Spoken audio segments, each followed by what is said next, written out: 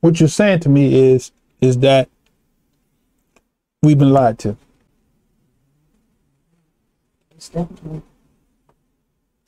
And so people are still living in that lie. So what would you say to them now? I mean, people don't really see the connection between COVID-19 and lawlessness. Because when you look at the story, we read the Most High was allowing them to be killed off. Right? Now, am I saying everybody that died from COVID-19 is wicked? No, I'm not saying that. And don't put that in my mouth. But what I'm saying is that Most High is cleaning the earth, right? He's bringing judgment, cleaning the earth, right? So, but notice what I want to bring out is that Abraham, it says, let's bring it back on the screen again. It says Abraham observed it, Isaac and Jacob.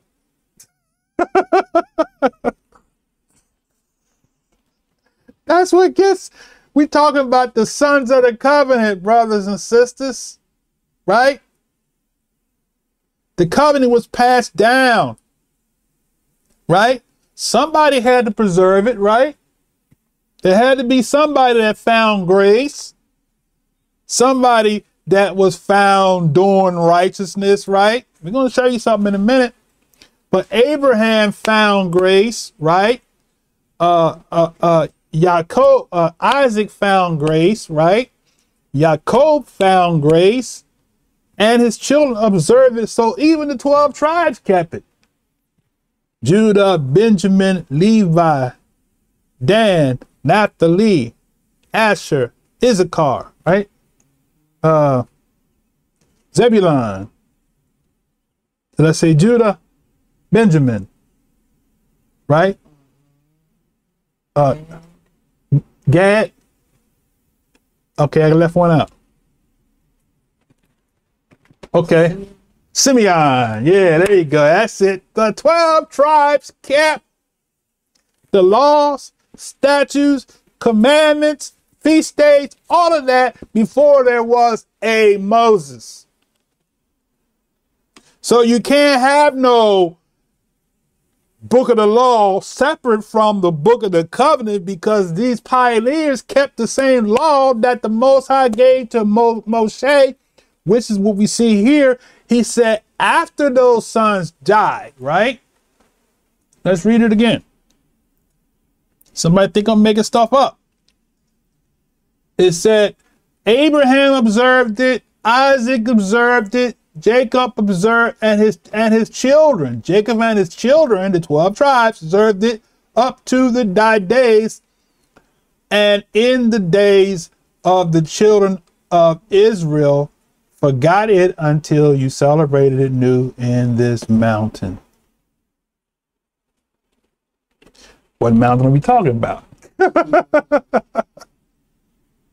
We bring it all back home to where the brother want us to believe that when they came out of Egypt, they was given a new covenant.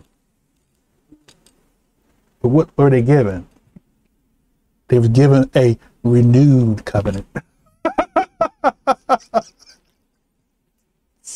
We can close up the book and go home now, because that lesson, that doctrine is put under the water.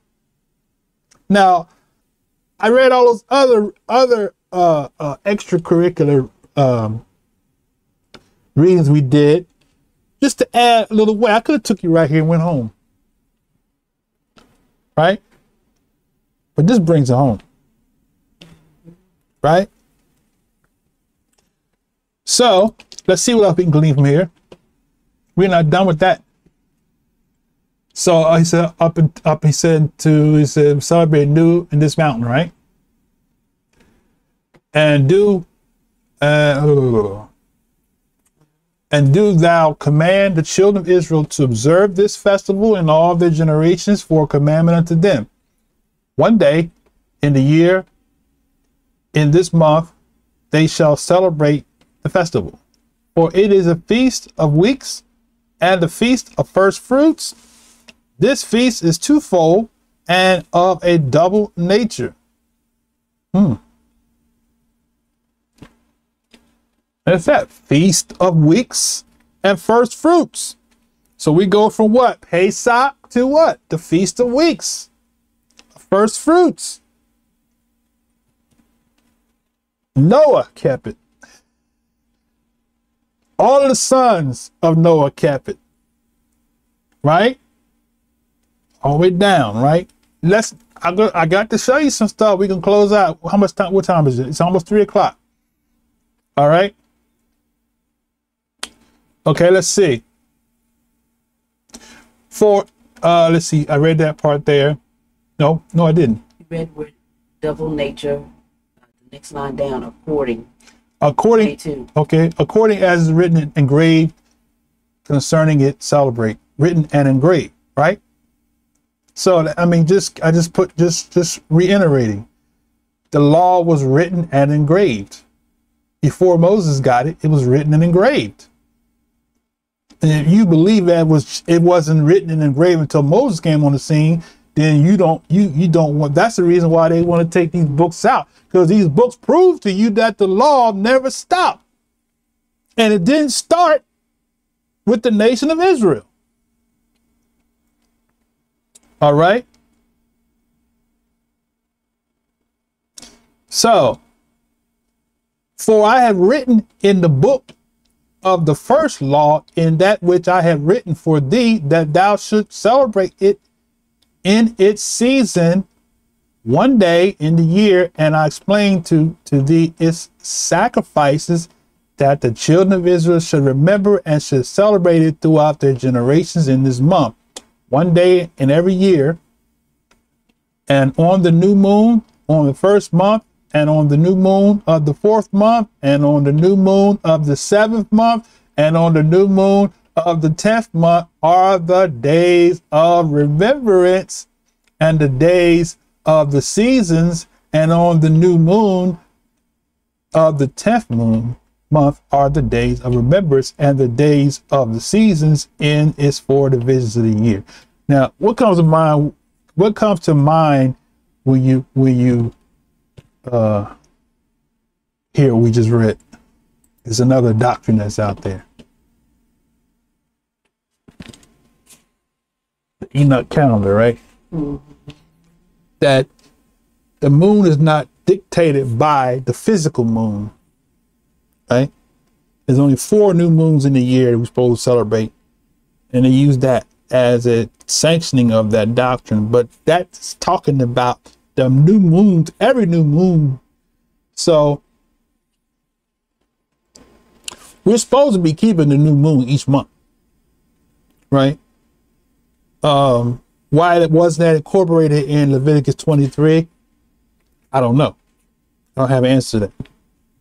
But we see here the new moons, right?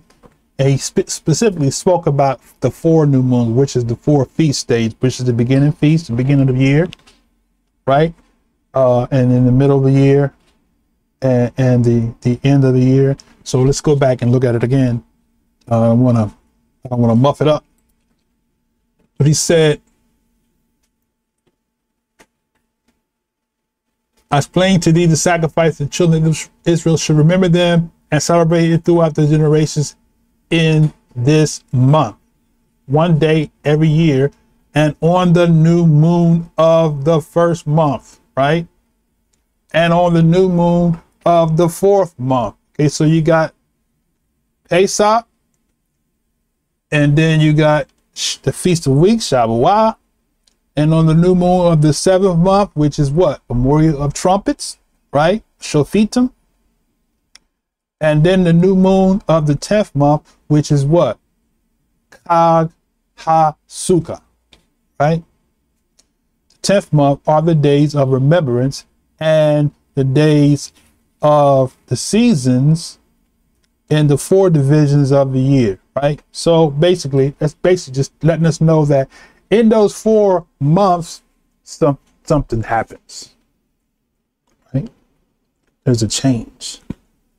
There's a change in the air, right? You got spring, summer, fall, and winter. That's all I'm saying. You don't have to be a brain surgeon to get that. We know it's 4 seasons, right? So the 4 new moons are what sets apart the 4 seasons of the year, right? Okay. Now, these are written and ordained as a testimony forever. And Noah ordained them for himself as a feast for generations forever. Noah ordained them, not Moses. Noah. Noah ordained them for himself as feasts for the generations forever, so that they have become thereby a memorial unto him. Who's the him? Noah. And on the new moon of the first month, he was bidden to make for himself an ark. And on that day, the earth became dry and opened the ark and saw the opened the ark and saw the earth. And on the new moon of the 4th month, the mouths of the depths of the abyss beneath were closed. So that goes the 2nd season, right? And on the new moon of the 7th month, all the mouths of the abyss of the earth were open. So that's the 3rd one. And the waters began to descend upon them. And on the new moon of the 10th month, the tops of the mountains were seen, and Noah was glad. There goes your 4 seasons, right? And I don't mean 4 seasons hotel. The 4 seasons, right? 4 feasts. The 4 times of memorial happens. We call it 3 times in a year. We say it because we I think it's Deuteronomy. It's grouped into 3 because the last 2 are kind of tied together, right? They kind of flow together like memorial trumpets going into, because the summer ends going into the fall. That makes sense? So they kind of tie in together, right? So that's the 3 times in a year, right? Okay. Probably y'all get something out of this. Now, let me see. And on the, it says, let me back up here. Okay. And on this account, he ordained them for himself as a feast for a memorial forever. And thus are they ordained. And they placed them, here it is again, on the heavenly tablets. Each had 13 weeks from one to another. Passed their memorial from the 1st to the 2nd, and from the 2nd to the 3rd, and from the 3rd to the 4th.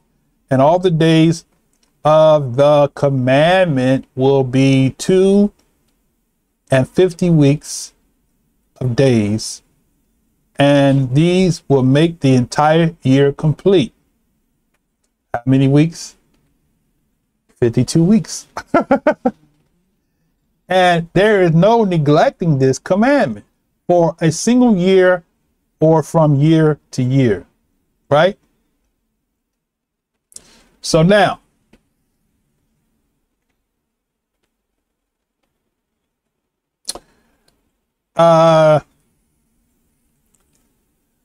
we'll make this a 2-part because I got some more. The Sons of the Covenant, Book of the Law. We're going to deal with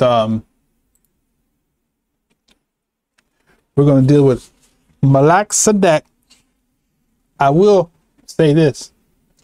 Melchizedek is actually Shem.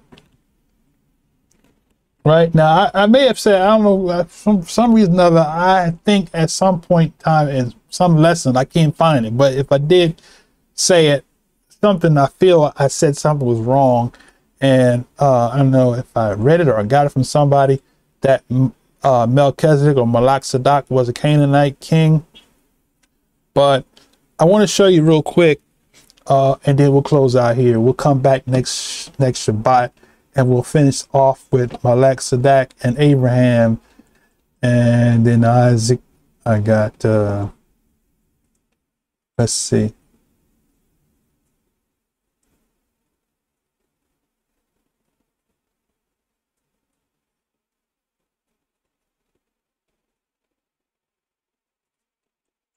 Is it in here? Let's see.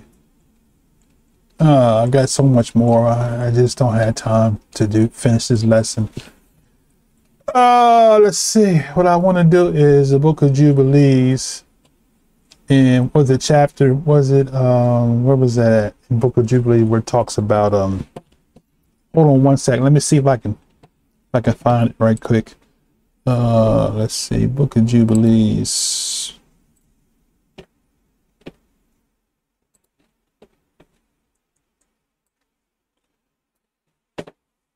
So when you find out, did you made an error? No, it's Book of Jasher. It's what it is, Book of Jasher. When you find out that you made an error, there's nothing wrong with you acknowledging that you made an error. It's human to err, right? And then what the saying goes, you know, that's why we have teachers. Because when somebody teach something and they may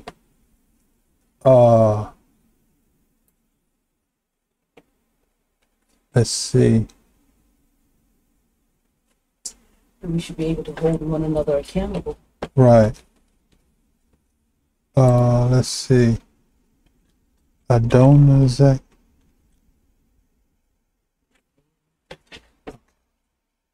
Okay, there it is. Okay, let's see. It's a 93. Okay, we'll just do this here real quick, and then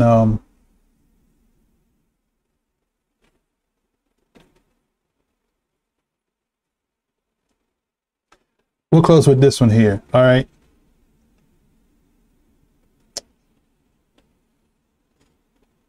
Okay. Let's bring it on the screen. We'll close with this.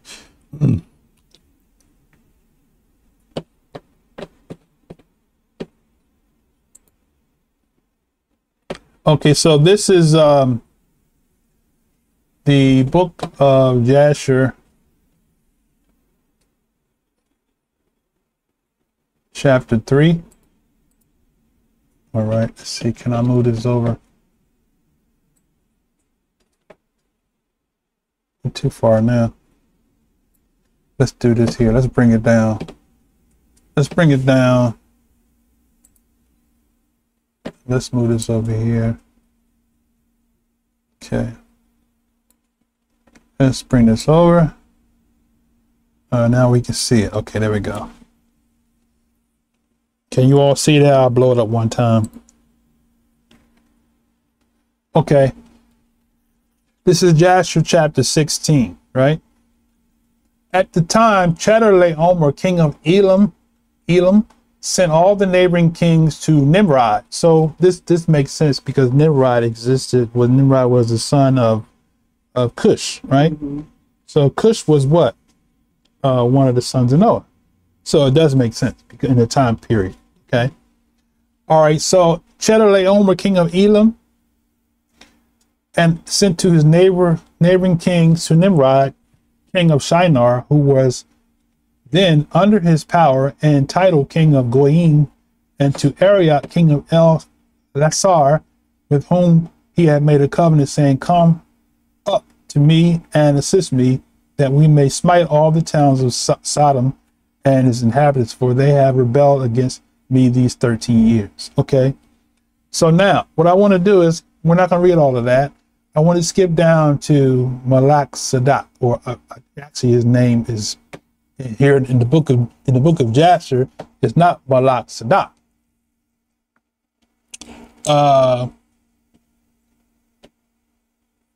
Let's start right here.